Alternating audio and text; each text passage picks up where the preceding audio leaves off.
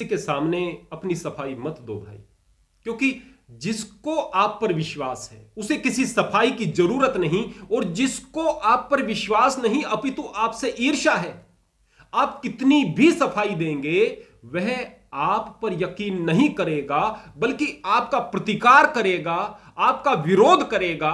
और भले ही उसको इस बात का यकीन भी हो जाए कि आप बेगुनाह हैं, आप बेहतर हैं, आप वास्तव में सच्चे और अच्छे इंसान हैं, उसके बाद भी आपका विरोध करेगा। एक कहावत है कि बात उसी की होती है जिसमें कुछ बात होती है। यह दुनिया का नियम है, विशेष रूप से इस भारतवर्ष का नियम है। यदि आप जिंदगी में कुछ करना चाहते हो और कुछ करते हुए, कुछ बेहतर करते हुए आगे बढ़ते हो और कहीं ना कहीं आपको प्रतिष्ठा मिलती है, तो जो आपके विरोधी हैं, जो दो कौड़ी के लोग हैं, जिनमें कुछ भी प्रतिभा नहीं है, वो आपके मार्ग की बाधा बनेंगे। लेकिन यदि आप अंदर से कमजोर हैं तो ये बाधाएं आपको रोकेंगी, ये बाधाएं आपको आगे नहीं बढ़ने देंगी। लेकिन यदि आपके अंदर कुछ जज्बा है कुछ करने का, आपकी भावनाएं पवित्र हैं, तो आप इन रास्ते के पत्थरों को सीढ़ियां बना करके आगे बढ़ते चले जाओगे। फिर ये जो लोग आपकी बुराई कर रहे हैं, ये आपको ताकत देगी कुछ बेहतर करने की, कुछ अच्छा करने की। और एक बात और समझ लेना, आप इस बात के धोखे में भी बिल्कुल मत रहना कि आप सबके बारे में बेहतर सोचते हैं, आप हमेशा अच्छा करते हैं, आप हर एक विवाद से बचकर रहना चाहते हैं। फिर आप पर लोग क्यों चिढ़ेंगे भाई? आपसे ईर्ष्या क्यों करेंगे?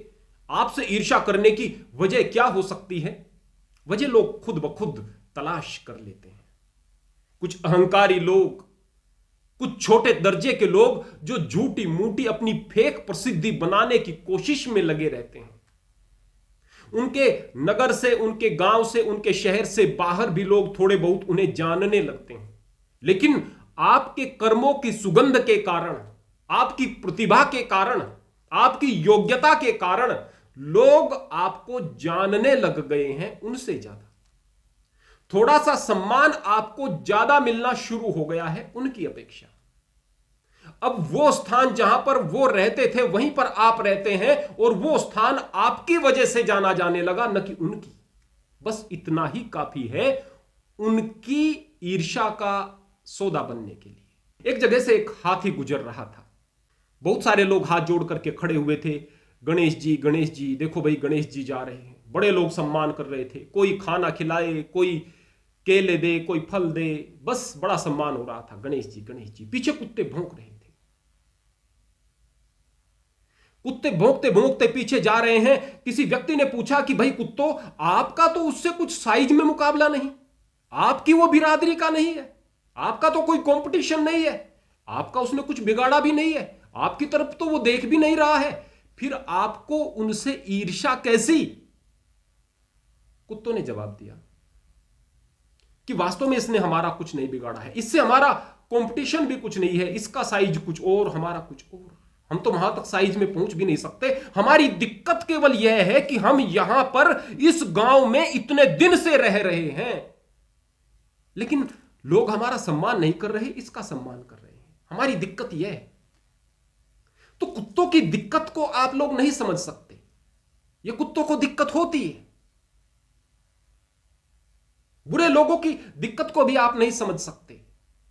कितने भी गणित आप लगाएं, कितने भी अच्छे काम आप करें, लेकिन उन्होंने अपने दिक्कत के रास्ते खोज लेने हैं।